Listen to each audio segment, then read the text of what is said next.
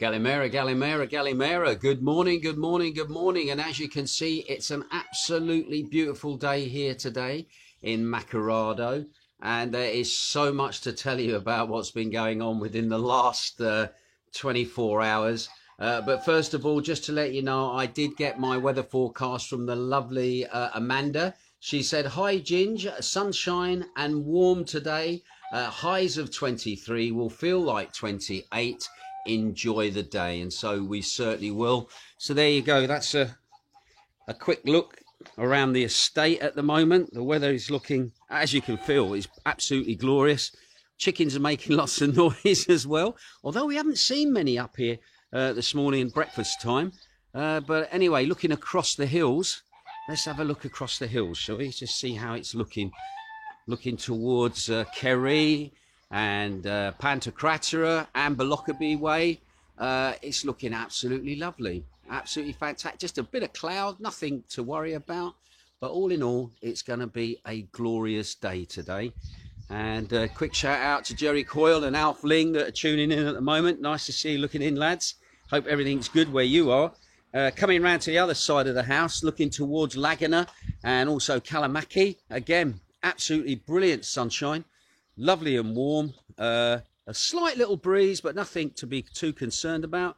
Looking towards the direction of town, nice blue skies in that direction. And looking over the top of the hill, that's the direction of Sillavi. It's looking absolutely lovely as well in that direction. So all in all, I think we're in for a fantastic day. Right, now, as I said, there's a lot just quickly to go through.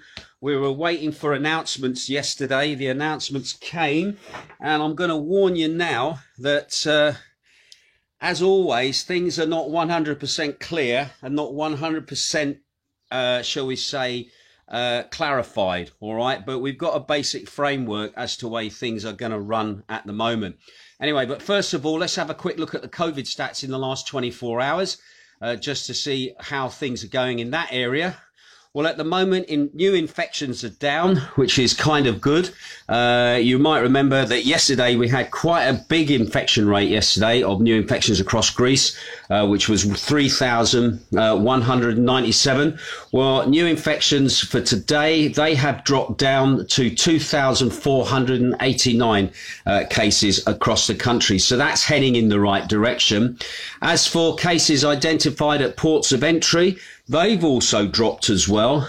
We did report 14 the other day, and this morning I can report to you there's been 5 new cases identified at ports of entry.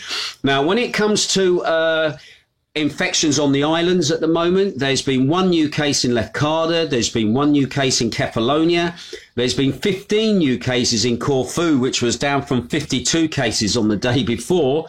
As for Zakynthos at the moment, only 2 cases have been recorded on the national stats at the moment. Locally, there has been no confirmation of any cases here on the island. However, I have added those 2 nationally confirmed cases to our tally for this month, which means we've had 18 cases on the island for May, and a total of now 541 positive cases since the pandemic started so not since the pandemic started, but since the beginning of the year. But things now in that area are looking good.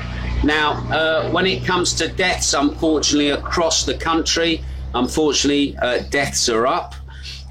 We had a rate yesterday of 52 deaths across the country. That number has gone up to 70 new deaths across the country. Remember, yesterday we also had a death as well reported on the island of a 70-year-old woman that passed away from coronavirus, and our condolences to her family. That was revealed yesterday, but so far we've not had any more deaths confirmed here on Zakynthos, which is a good thing. When it comes to critical cases at the moment, those cases at the moment seems to be remaining the same of 732. 452 of those are male and 280 of those are female. So again, that seems to be stabilizing at the moment, which is good news. Right now, the news for today, the Greek government announced it will lift the ban on travel between regions, and it will also abolish the text system where you have to send an SMS every time you want to go out, every time. And that's going to start on Friday. The banning of interregional travel has been lifted, so you can now visit other parts of Greece if you live here on the island, obviously, and also now we don't have to text out as of a Friday. Now, this is like a big step here now because we've been in lockdown for the last nearly 190 days. So again, it means that we're getting that little bit of freedom. However, during the briefing on the pandemic on Wednesday, Akis Seritos, who's the Deputy Minister or the Deputy Prime Minister, he said, we are trying now to put the lockdown behind us.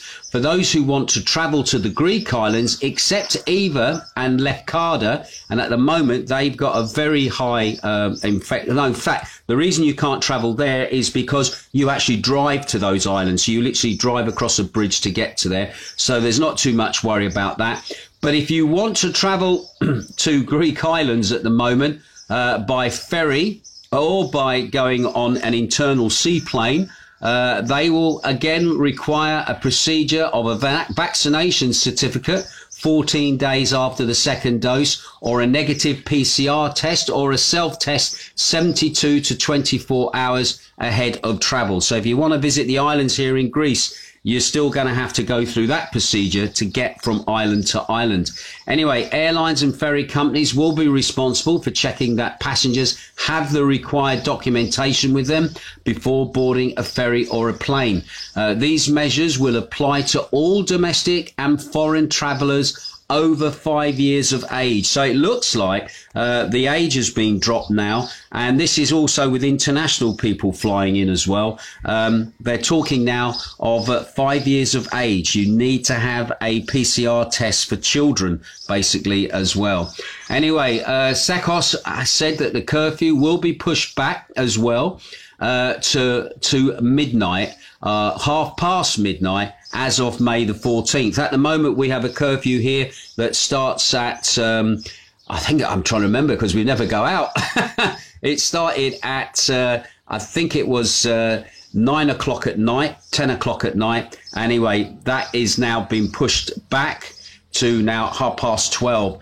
That is obviously good for the tourists because it means that they can stay out that little bit longer. But again, that has not been totally clarified at the moment, how that will stand with them.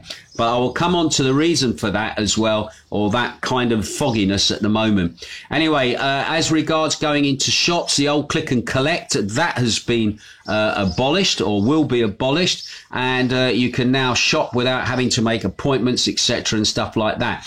Now, systems maintaining, the only thing that they require now within shops now is obviously social distance is applied when you go into shops and that will be at the discretion of the people in the shops themselves, controlling people going in and people coming out probably. Again, no clear detail as to how that social distancing is to be done within the shops. Anyway, the other thing that was of more interest to me than anything else was that the playing of music, either live or recorded, will still not be allowed in cafes and restaurants in May, due to obviously this recent research showing that customers raising their voices to be heard over loud music and thereby emitting more breath into the atmosphere, endangering others. Yeah, that bull rubbish again. That is basically still in place until the end of May. So effectively, I can't see myself going back to work until probably the beginning of June, but we'll wait and see. Also, what also has not been clarified as well as to whether bars and restaurants are allowed people inside to serve, or whether it's still an outside regime with only food and drink being served outside and not inside buildings. Again, that hasn't been clarified either. And so we may hear more information and more clarity as to the ins and outs of some of the rules that have been kind of dropped. Anyway, also interestingly as well today, we have our first arrival of tourists here on the island. Woohoo! Yes, the Swiss are coming. According to the local press here, Edelweiss Airlines are bringing their first tourists of the 2021 season to Zakynthos, flying in from Zurich. And there's 27 tourists on board the aircraft. Now, according to the local press, the flight was supposed to be arriving at midday today. However, Jane's been checking the arrival times at the airport, and the arrival times at the airport is saying something about 16:40 this afternoon. Anyway, whatever time they arrive, the Swiss are arriving today. So again, this is what I'm saying about this clarity that's kind of lacking at the moment as to whether they're going to have to text in and out, all right, just for the time that they're here, or whether they'll be exempt. Also as well, will they be subject to the curfew? Again, we shall wait and see. But at the moment, the curfew is still at the old time until the 14th. Anyway, not only are the Swiss arriving, they're arriving today, but the Swiss will be followed by the Poles tomorrow. They're going to be flying in. There will be 4 flights from Poland. There's going to be 1 flight of Ryanair. That's also coming from Poland as well. And there's going to be another flight from Belgium, and that's going to be a TUI flight flying in tomorrow as well. So at the moment, as it says, the landscape is unclear for the UK market and will remain so as long as our country is in the orange. Information states that in the Aegean Islands, there have been cancellations in hotels, but the same picture exists here in the Ionian and for Corfu. However, no official cancellations were made for Zakynthos, but the information states that Britons will travel to our island after June the 15th, and that will be with the TUI company. Anyway, in Great Britain, they say that our country was judged to be at high risk due to coronavirus, and in the coming weeks, the existing image of Greece will be reconsidered. Now, we've already heard about that, but also this is the confusing thing at the moment. The holiday company TUI said on Wednesday it expects a strong 2021 summer season and will operate 75% of its pre-pandemic capacity, with rising levels of vacations set to fuel last-minute bookings. TUI also confirmed that it will continue its flights and holiday plans to 19 destinations after May the 17th, and it will resume unnecessary travel from the UK, and Zakynthos will be on the green list from May the 17th. Now, the flights that TUI will offer in its programme from May the 17th to the 27th are from Gatwick, Manchester, Birmingham and Bristol. The pandemic has obviously hammered TUI, which is the world's biggest holiday group, and while it's sunk to a 1.3 billion euro loss for the first 6 months to the end of March, it said that the worst was behind it as European resorts start to reopen. Anyway, they also said new bookings have doubled since April, with customers from Germany and Belgium driving the demand for holidays after the winter lockdowns, and the group expects UK bookings to catch up as more destinations are opened in the next few weeks. Anyway, these bookings should help to relieve the pressure on the heavily indebted TUI, whose finances have been strained by 14 months of COVID-19 restrictions. Now, TUI Chief Executive Fritz Johnson told reporters, when the business is coming back as it is right now, liquidity will be coming into the system. When you see bookings coming in like now, we will make our profit in the fourth quarter, he said, referring to the busy 3 months to the end of September. He also added, extending the summer season into October and November was a possibility given the high demand of holidays.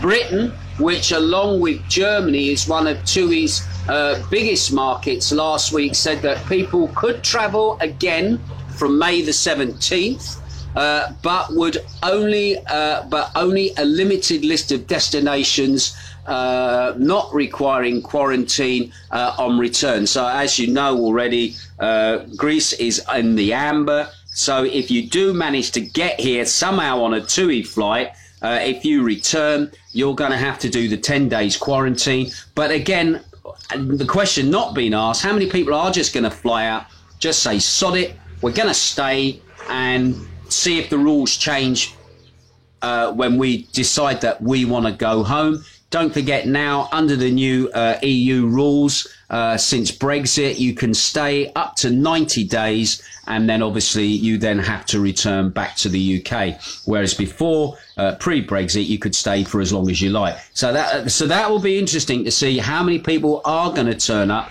whether the TUI flights will arrive here, as they say, from May the 17th.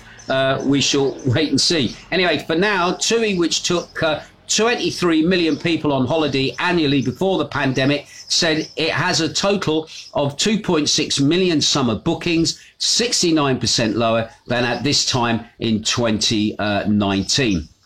And also, just hot off the press, literally within the last few seconds before me coming on air, Germans visiting Greece will no longer have to qualify upon their return home, provided they have been fully vaccinated or have had a negative COVID test or a certificate of full recovery from the disease. And this was according to the German cabinet decision that was made yesterday. This is a very positive step for Greece, but also for rival tourism destinations such as Spain. Friday also sees the start of the incoming flights from Germany, operated by major tour operators TUI, which has planned a total of 120 flights to Greece by the end of May, although that figure may grow further. What's more, as long as Greece's coronavirus picture keeps improving and Moscow doesn't announce any unexpected political decision, the Greek government officials here expect charter flights from Russia to resume in May as well. So again, that is going to be interesting to see how that comes through. I've also seen a lot of people are commenting at the moment. I'm going to get to those comments as well as we go through. Equally, I had to write this up, this story up as well. Greece's Conservative government on Wednesday outlined plans to overhaul the antiquated labour laws by liberalising working hours, a move criticised by the left-wing opposition and unions who fear that the changes will undermine workers' rights. Now, the Employment Minister, Kostas Hariladis, said measures would bring the overdue changes to laws that date back decades, offering more freedom to decide working hours, as well as tackling exploitation, unpaid overtime and undeclared work, which have fueled a large untaxed grey economy. Now, the labour law is antiquated, Adiatis told the news conference. The core of the bill goes back to 1982. In 1982, the internet, let alone teleworking, was a distant dream. The Prime Minister, Mitsotakis, said that the bill was intended to protect workers. It strengthens their rights, corrects injustices of the past. In short, it gives powers to the employee, he tweeted out yesterday. Now, the more contentious part of the bill introduces flexibility to the 8-hour working day by allowing employees to work up to 10 hours on one day and fewer on another day, or take time off. So basically flexible working hours. However, the opposition are saying it will also, I'm getting you confused here. I'm just going to go back a bit. Said it will also give workers the right to disconnect outside of office hours, for example, refuse to work any off days or to check emails as they do in France and also Italy. Further, the government says it would introduce a digital work card to monitor employees' working hours in real time, as well as an increase legal overtime to 150 hours a year. However, the Greek's main civil servants union, AD, which stayed a 24-hour strike against the bill last week, which I reported, says the government seeks to raise the 8-hour working day to 10 hours and to scrap the 5-day working week and the collective bargaining agreements as well. As Hadiadis spoke, dozens of members of the communist-affiliated trade union PAM protested outside the Labour Ministry and painted "Hands off the 8-hour day" in red on its walls. PAM also called for a demonstration against the bill in central Athens today. The left-wing Syriza opposition has criticised the bill, saying it restricts employee rights at the same time when workers risk more job losses due to the coronavirus pandemic. The Syriza leader and also former Prime Minister Alex Tsipras accused the government of moving against a worldwide trend to improve workers' rights. It is trying to use the pandemic as an opportunity to impose anti-popular measure a Greek government has ever brought against the work of the workers and the world of the workers, and the abolishing of the 8-hour working day. Now, to be honest, I've got two minds on this. First of all, I see what is being done by the Prime Minister. There is a kind of a logic behind it. I know at the moment Jane is in one of these positions where you cannot technically be employed in two jobs at the same time. So if you're in a job where your ICA is not going to be covered, the loophole of still working, paying for a stamp, but not receiving ICA is still likely to occur. But on the other hand, the measures that are being tried to be brought in by the Prime Minister at the moment means then that it's a very short, slippery slope to 0 hours contracts legislation then starting to appear in the Greek employment market. At the moment, I've got to be honest, you cannot compare the way that we work in our hours to the way that work is done in the UK. Most people are relying on a 6-month regime of work. One, because jobs that are full-time just really do not exist in a vast amount across Greece. So most people here rely on the 6 months of working. And when you do work those 6 months, yes, you're going to do more than 10 hours a day. Some people are working 12 hours a day. You are not going to be having weekends off like you would have in the UK. So in some ways, I think there has to be certain, shall we say, honesty in the working practices of people in Greece for legislation to be brought in that's going to protect the worker from exploitation and everything else, but on the same token, allow the flexibility of the employer to obviously utilise his staff in a way that he seems fit, that is obviously going to sustain his business. And I think at the moment, the danger we've got here is that because of the pandemic, because of what's gone on with Turkey and Greece, and this is interrelated, in the fact that corporations now from outside are coming into Greece, where Greece is now seen as a stable country and a good ally in the world, in the realms of international business. And I'm talking about Amazon here now with the setting up of the data farms. It says to me that I think they need to look at the legislation more closely, and try and protect and understand, shall we say, as they said, all the grey areas of how people were being employed, especially through the summer season, and somehow try and ratify that before you bringing legislation that can easily then be used by the big players to introduce the 0 hours contract style of employment, which, to be honest, has no real protection for workers, has more protection for employers, and is really geared towards the mega boys, the corporations that come in, who basically don't pay anything back in corporate taxes, get their employees to pay their tax. I'm employing all these people. They're already paying tax. So why should I pay any tax on the profit that my company makes on the basically the backs of the workers who are still paying their taxes, their income tax, but the company they work for pays no corporation tax. And shall we say the tax that is paid is more of a running cost rather than a tax towards the workers. So again, I can understand why the unions are really hot on this, because again, we see the erosion, and you've seen this in the UK now.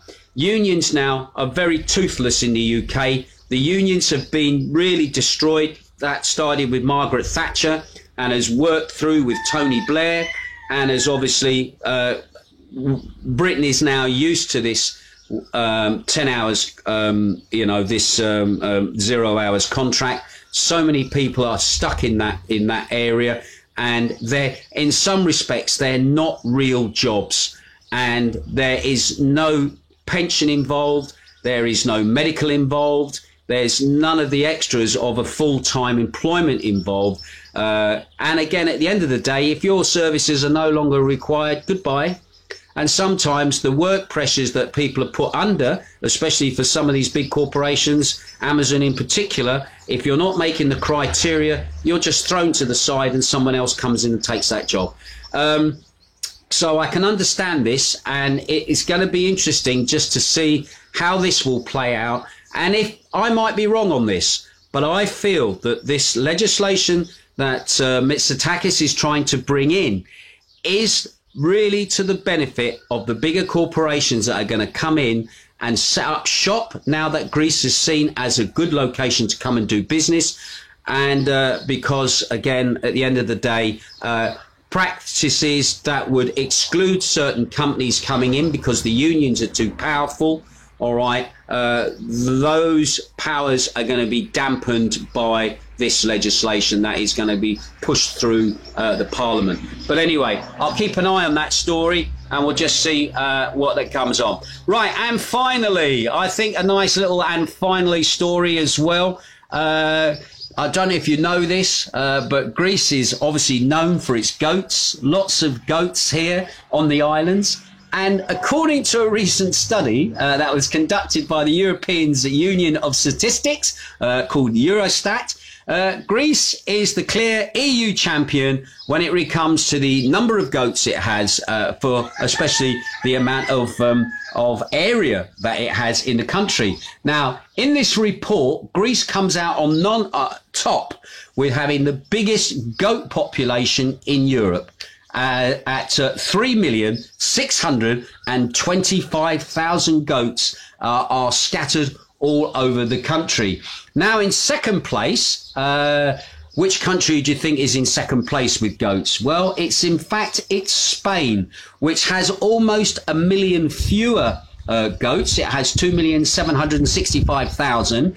And when you consider that the country is smaller than Greece, that's more goats per square metre, all right, than there is in Spain. Also, as well, the country that came in third place, and I was quite surprised at this, who have 1,539,000 goats, is Romania. And Romania also is a territory that is bigger than Greece is in the way of land. So there you go. Greece, number one for goats. I must admit, I find goats a kind of... I like to see the goats running about. I've got to be honest, the little baby kids and stuff like that. But I don't like eating goat as much, to be honest. I much prefer the lamb. But Jane won't touch the lamb, but she'll eat the goat. But anyway, so there you go. Greece has the biggest amount of goats in the whole of Europe. Who would have believed it? Right, okay, I can see lots of people tuning in. So a quick wave and hello. Tim Crystal's tuned in, says morning buddy, nice to see you tuning in, Tim. Jerry Coyle says it's 14 in Mansfield, showers later this afternoon. Oh bless you, it's beautiful here. Mike Glatley says morning mate, morning Mike, how you getting on big fella? Mike, if anybody's interested, does a lot of work with stray animals and stray dogs. At the moment, as you know, the laws are changing in regards the repatriation of dogs to other countries and fostering and stuff like that. And at the moment, they're having a real tough time of it as they're still waiting for legislation to go through. So at the moment, when dogs get dumped, it's people like Mike that end up either looking after them while the situation is sorted out. So once again, a big shout out to Mike. And he has a little page on Facebook called Dogs Need a Home. Go check it out, and you never know, you might be able to assist them somewhere, if not by taking a dog, but financially give them some aid, because at the moment they've got a lot of restrictions on what they can do and what they can't do, and money is one of the ways, finance is one of the ways that they can help the strays here on the island. So nice to have you looking in, Mike. Also, Emma Marku is watching as well. Emma says, morning, Ginge, morning. Julie Meldrum is also tuning in as well. Brian Cardle is watching as well. Alfling says, morning, Ginge, overcast here in Suffolk. Julie Halloran is also watching as well, and Teresa Ann Huggett is also watching. Brian Cardle says, morning, Ginge, hope you're good and your lady are doing well. Yeah, we're just getting on with it, as always. Just to let you know, I did go and see Dennis yesterday at Magdalena's, and we did have a chat as well during the day. At the moment, no plans to open the bar until we see what we're allowed to do and what we're not allowed to do. One thing is for sure, I'm not going to be going back now. That looks like that's official because of the ban on music in bars. At the moment, there's been no clear ratification whether what we have is classed as outside, i.e. the front of the bar, so that people can still come inside and have a drink, etc., because we don't have a proper, clearly defined outdoor seating area like other bars have, even though the front of our bar is open. So that is a quandary at the moment. However, maybe from next week, we're going to see things settle down.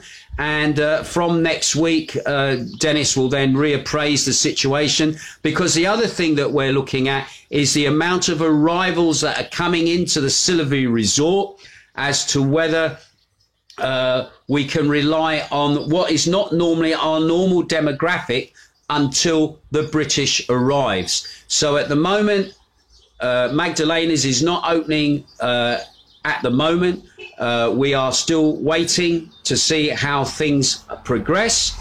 And as soon as we know that, yes, we're definitely going to be opening, that the demographic around the area of the bar is worthy enough, or shall we say, is enough to sustain the business, like many other people will be looking at the same, we will then open. But trust me, I will let you know what's going on, and we'll be like last year. We'll have a mega opening, which we never normally do. We just normally quietly open, but we'll let you know as to what happens there. Anyway, Jan Lawrence is watching. Shane Bowen is watching. Thank you to Shane. Shane dropped me some information this morning.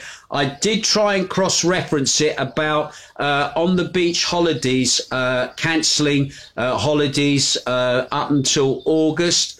To be honest, Shane, I've not found any information on that, but On the Beach Holidays was one of those companies that I did warn people about earlier in the year. And I think towards the end of last year, they don't have ABTA cover travel in the way that most holiday companies do.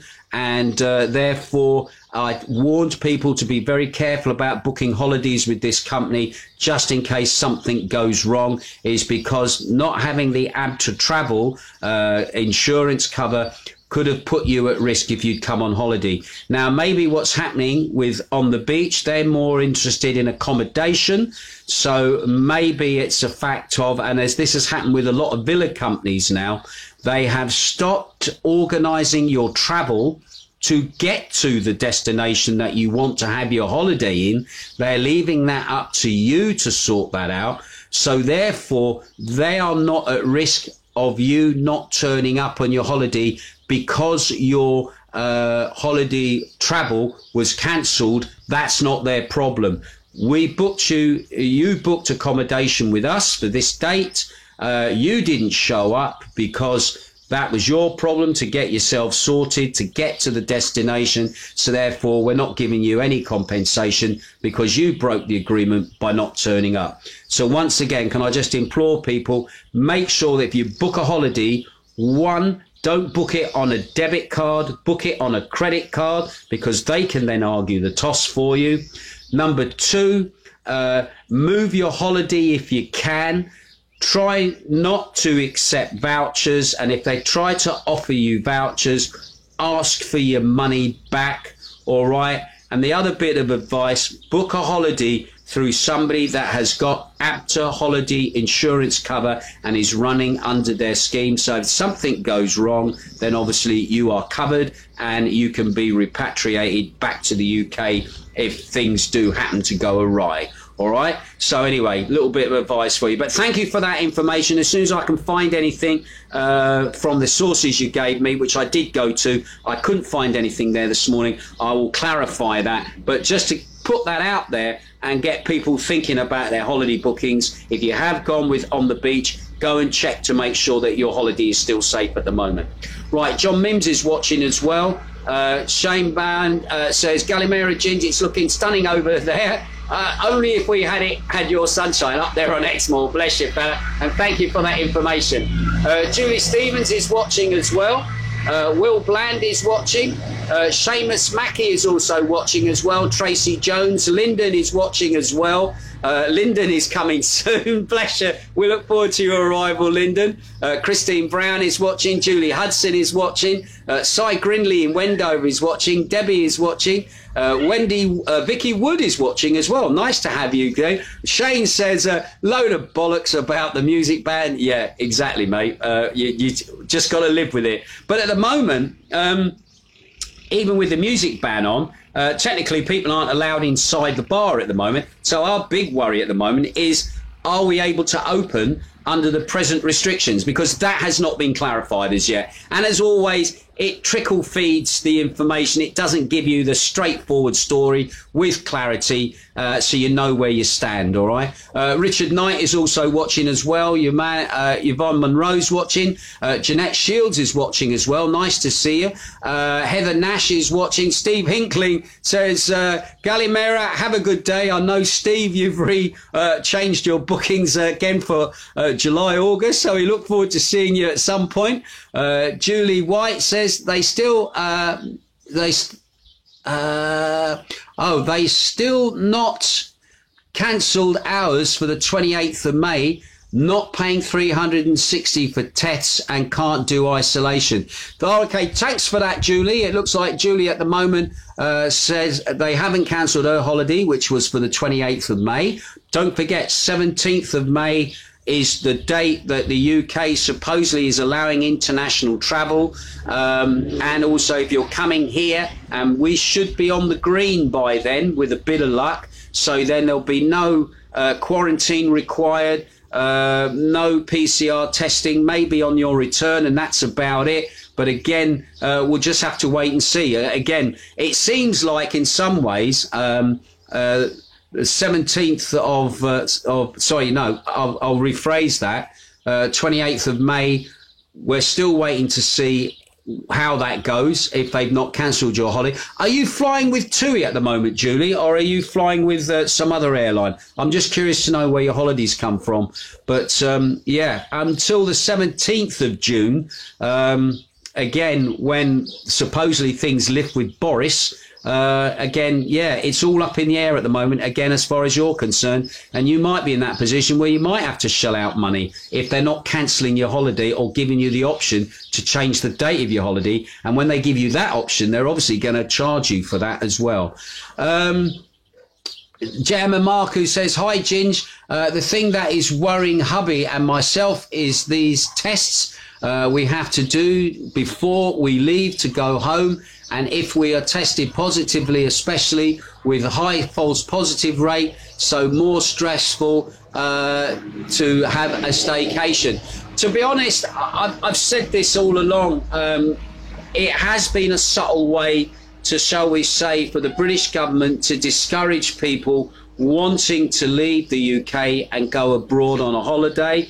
And you could probably understand it from the thought of the British government side of let's keep the money in the UK, let's not send it abroad. However, at the end of the day, it should still be your choice whether you want to go away or not. And even though they're putting hurdles in your way, no government minister is going to turn around and be honest and say, we want you to do your holiday in Britain, sod going off to the foreign climes, let's rebuild the economy in the UK. However, at the end of the day, Boris, you're the man in charge. You decided to shut the economies down for safety reasons. When, to be honest, you should have thought about that at the time. And now that the horse is definitely bolted and trying to keep everybody in the UK to pay for the madness that you have inflicted, for the Nightingale hospitals and all the other money that's been wasted needlessly, track and trace apps that's been wasted needlessly.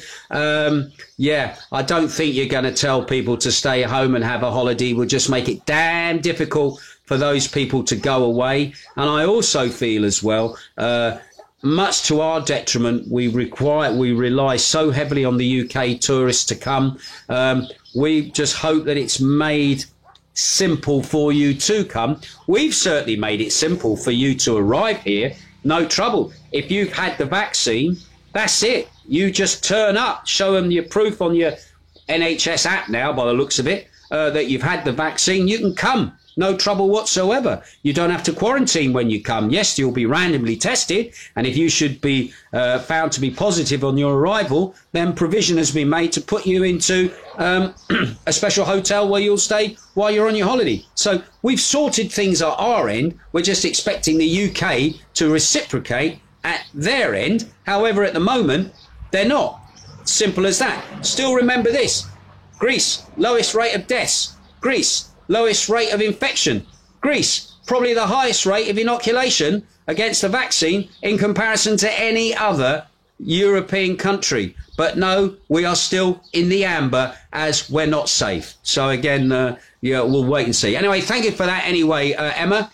Julie Meldrum said, do you need a COVID test to travel from Zakynthos to Patra for an appointment? It's not clear. According to this new thing, yes, you do. And according to this latest thing, it's interregional travel and you have to do that. So it, again, crazy, not clear. My advice to you is to go and see your pharmacist, speak to them and ask them, do I need to have a vaccination to be able to go to Patra? Now, if you're going there for a medical appointment, which I'm not saying it is a medical appointment, maybe there might be special dispensation on that, because I can see, and also don't forget, you are entitled to free COVID tests as well at the moment if you've got an AMCA number, and I'm taking it, if you're going for a treatment, you've got an AMCA number, go and see your pharmacy, get them to clarify it for you. But at the moment, if you're traveling for pleasure, at the moment, you're definitely going to have a test. So you're right. Things are not 100% clear at the moment. All right. Sam Curtis is watching as well. Nice to have you tuning in, Sam. Steve Hinkling is watching. Sam says, morning, Jeans, from a drizzly but very mild Brighton. Great show yesterday. Looking forward to tomorrow's 2 shows. I'll be at work this afternoon. Have a good day. Thank you for that. Yesterday's show, my live show, was a bit of a nightmare, actually. Literally just before going on air, all the requests that I downloaded and I got ready, I was doing one little final process before loading them in onto my other broadcast computer. And would you believe it? The whole lot just disappeared into the ether. And it was like, oh, my God, I don't need this. But anyway, we battled through it. The show actually went okay, actually. I was amazed at people listening to the show on their tablets while driving around. Big shout out to Dave Matthews, who was listening to it while fishing and then while driving home in his car. I thought absolutely fantastic. Brilliant. Anyway, Paul Booty is also tuning in as well. Dave Byrne says, Gallimera GC. Thank you for that, Dave. Nice to have you tuning in. Christine Caldwell is also tuning in as well over in Leighton Buzzard. Catherine Ling is tuning in from the other side of the island. Nice to have you looking in. Denise Tyndall is also tuning in. Bob Cave is tuning in as well from Oxford. Sue Parkinson is also tuning in. Mick Ling is also tuning in as well. Christine Wildridge is tuning in. Chick Ballantyne is tuning in. Jeanette Clooney. Sue Saint is also tuning in. Glenn Fraser is also. Julie White says they've cancelled all flights 17th to the 27th of May to Zante. And yes, TUI we are flying with. So there you go. They've cancelled that. Fantastic for that. See, sometimes what happens is this. They'll let the customer know before they let the media know. And the reason for that is because you're still paying money to them. And once they announce something, the bookings stop. All right. Especially if they're cancelling a holiday. So anybody who's not quite sure about something, they may still book. They may take your money, as Thomas Cook did when they went under. They were still taking bookings half an hour before they decided to pull the plug on the whole of the business and the operation. Really, really cynical move by a holiday company. No, I'm not saying, morning, I'm not saying that that is going to happen with TUI. But anyway, they've said they've cancelled all flights from 17th to 27th of May.